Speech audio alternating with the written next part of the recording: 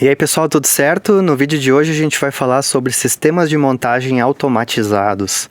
Vamos fazer uma definição do que é esse tipo de sistema, vamos falar de alguns produtos e atividades típicos que são desenvolvidos utilizando esses sistemas e alguns layouts e configurações aí para essas máquinas, para esses equipamentos.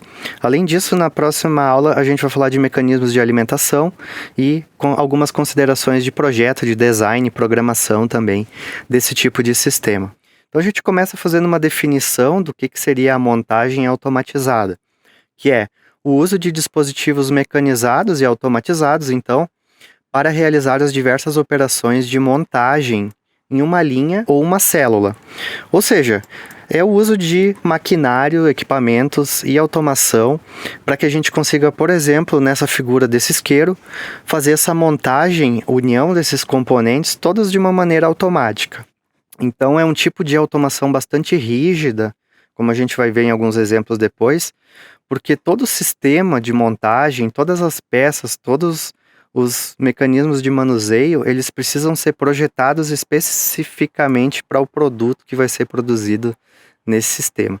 Então é muito comum a gente ver um projeto integrado. Tu projeta o produto, tu faz o design do produto, tu já faz todo o projeto do maquinário, dos equipamentos, para tu ter o máximo de aproveitamento e garantir que essa montagem vai atender, né, as especificações aí de produção. Então, uma automação rígida, como eu falei, é uma sequência fixa e bem previsível das etapas de montagem, né? Então tem que ser bastante repetitivo para justificar a automação, e é em geral porque os produtos são bastante similares, e é para atender uma grande demanda, um grande volume de produção. Então, quando é que a gente aplica esses sistemas de montagem aí que eu vou mostrar nos exemplos a seguir? Quando a gente tem uma demanda grande do produto, quando é um projeto de produto bastante estável, isso quer dizer que é um produto que vai ficar durante vários anos sendo produzido sem mudanças, sem ajustes. Então, é um projeto que já está bastante consolidado, o projeto do produto, no caso, e então já vai ser feito tudo de uma vez só, para que esse produto seja produzido ao longo de um período bastante grande e tem um custo bastante grande de fazer mudanças, né? Justamente porque a linha é toda projetada para alta capacidade de produção, né? Que geralmente são produtos que têm bastante demanda. Então a montagem consiste em um número limitado de componentes que vão ser unidos. Em geral, aí na bibliografia se considera até 12 componentes, 15, que se encontra em média também.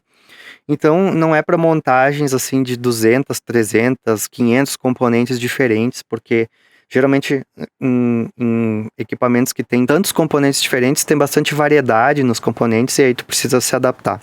Mas quando tem poucos componentes, esses sistemas são bastante apropriados. E o projeto já é pensado para essa montagem automática. Então, quando o desenho do produto é feito, já é pensado, já é questionado o tempo todo se aquilo ali vai ser possível ser feito ou montado de maneira automática. Então, quais são os produtos aí que a gente encontra que são frutos, né, desses sistemas de montagem automática? Rolamentos, peças de móveis, aí tem o exemplo da Bigfer aqui na Serra Gaúcha, que produz aí vários conjuntinhos de componentes para o setor moveleiro, canetas esferográficas, isqueiros, pequenos motores, contatoras, lâmpadas, né, disjuntores, caixas de engrenagens, mecanismos de portas, alguns circuitos eletrônicos, né? Então, são produtos aí que têm uma união de vários componentes, né? Em geral, essas montagens, elas envolvem a colagem de algum componente, ou às vezes até tem alguma resina que tu vai aplicar um aquecimento para essa resina derreter e colar os componentes. Mecanismos de encaixe, que a gente vê bastante em produtos de plástico. Inserção de componentes, posicionamento dos componentes, né, numa orientação específica. Emparafusamento, encaixe, solda, grampeamento, né? Em geral são processos que têm pouca força, né, em relação às operações de processamento, que são aquelas operações que alteram as características físicas, né? Então são montagens que não precisa tanta força para fazer. E quais são os fundamentos desses sistemas automáticos, então? O que a gente vai encontrar? Geralmente vai ser uma ou mais estações onde as etapas são realizadas, então tem várias estações. Aqui na figura do lado a gente tem um exemplo do que seria uma linha com várias estações. Em cada estação um componente específico é fixado, né, na peça base, na parte inicial que entra nessa linha. Mas tu também pode ter outras configurações aí que a gente vai ver. Nós vamos ter aí os dispositivos de alimentação dos componentes, que são essas pequenas entradas aqui onde vai chegar todos esses componentezinhos individuais. Então esses dispositivos de alimentação muitas vezes vão ter que ordenar os componentes, né, ou deixar eles já na posição certa para serem fixados, e um sistema de manuseio e posicionamento para a unidade sendo produzida. Então é um mecanismo que vai receber essa peça, esse produto, e vai conseguir fixar ele temporariamente para que esses componentes sejam fixos em cima da maneira certa, né? Então, em geral, esses subsistemas precisam estar todos eles bem integrados, bem ajustados para o produto para garantir o sucesso da montagem. Aqui do lado a gente tem um exemplo também, onde tu tem uma entrada do produto, o produto vai passando em estações que vão fazer pequenas montagens ou fixações, e depois esse produto sai aqui no outro lado, né? Um exemplo de uma linha. Mas essa não é a configuração mais comum, por incrível que pareça.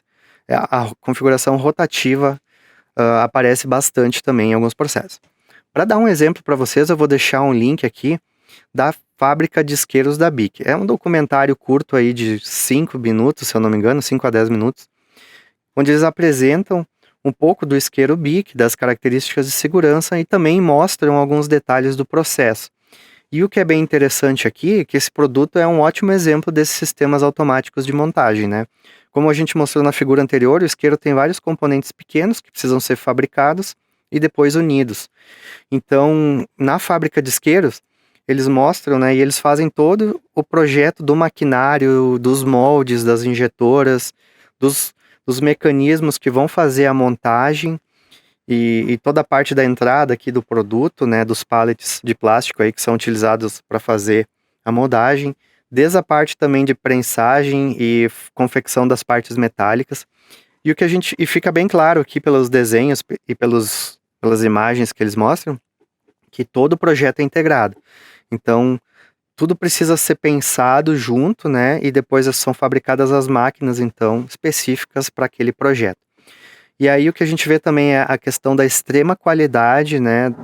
Todos os componentes com uma tolerância muito pequena, assim, tudo muito preciso, né? E um projeto bastante específico aí que precisa ser desenvolvido, né? Então, vídeo bem bacana aí, vou deixar na descrição. Então, as configurações, pessoal, a gente vê sistemas de montagem em linha, né? Bem comum aí que a gente já falou nas aulas anteriores, mas a configuração em mesa rotativa é bastante interessante também, onde tu tem, principalmente pela questão do espaço físico menor, tu tem várias estações ligadas por uma mesa que gira. Geralmente nessa mesa tu tem um servomotor que faz o giro, então é um posicionamento extremamente preciso, né?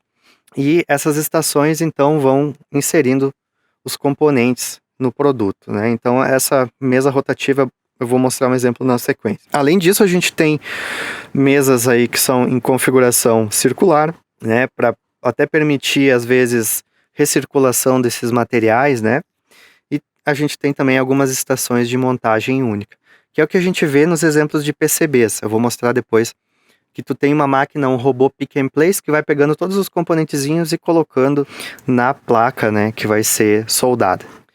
Então, tem que lembrar, pessoal, em todas essas configurações aqui, o que a gente vê é a mesma configuração de linha, tá? Então, para calcular o tempo de ciclo, a gente considera que as estações estão todas em paralelo, né? Então, para calcular aí tempo de ciclo, vai ser um tempo de reposicionamento aí, mais o tempo, né, da estação de gargalo aí. Beleza, como é que funciona a máquina rotativa? Então, como eu falei, tu tem uma peça base que entra na máquina e ela vai passando, então, essa mesa vai girando e em cada etapa aqui tu recebe, então, tu é fixado, né, algum componente novo. Então, esse movimento, ele pode ser síncrono ou assíncrono, em geral vai ser síncrono, né, usando servomotores, então, para ter a precisão do movimento. Então, essa figura aqui do lado, ela representa um produto e ele tem vários componentes plásticos, borrachinhas aqui que tem que ser acopladas, então, em geral, numa mesa rotativa dessas, cada um desses componentes vai ser fixado ou vai ser alocado, né, em cada uma dessas estações e a gente vai ter que projetar cada uma das estações, então, para conseguir fazer o movimento de encaixar, né, esses componentes. Aqui a gente tem um exemplo de uma máquina com mesa rotativa da Bosch. Ela é uma máquina utilizada aqui para essas canetas de injeção de insulina que pessoas com diabetes têm. Vocês podem ver aqui na configuração dela que ela tem uma parte de alimentação, onde são colocados aí os componentes de base, né? E esses componentes, então, começam a ser colocados num sistema de esteira aqui, que vai transportando eles. E eles entram num sistema que vai fazer o posicionamento deles, girar alguns componentes, né? Tem toda essa questão do posicionamento. Aqui também os cartuchos, que vão sendo alimentados na máquina. E esses cartuchos vão passando por primeiro uma etapa de reposicionamento, né? Para orientar eles todos da mesma maneira na máquina. E aí, esse mecanismo aqui já começa a alimentar, então, a máquina nesses gabaritos aí com as peças. E vocês podem ver que já tem alguns mecanismos aqui com praticamente tudo pneumático, né? Que vão fazendo a alimentação e o reposicionamento também. E essa mesa vai girando, tem várias estações, né? Vocês podem ver que cada estação faz uma atividade específica. Vários mecanismos também para evitar travamentos, né, ou evitar que esse produto emperre, né, então essa é uma questão bastante importante para que não tenha parada na alimentação do produto. E aqui é uma alimentação, então, do mecanismo de dosagem, né, que é uma das partes da caneta. Esse sistema vai colocando, alimentando ali uma outra mesa rotativa, que vai fazer alguns testes, alguns posicionamentos também. Vocês podem ver que tudo é pensado para reduzir ao máximo o número de movimentos, né? Principalmente dos manipuladores aí. Alguns mecanismos de checagem também a gente vê. E depois eles são alimentados, então, nos gabaritos ali, junto com a parte que tem a dose, né? Tem um mecanismo aqui que já também faz, né?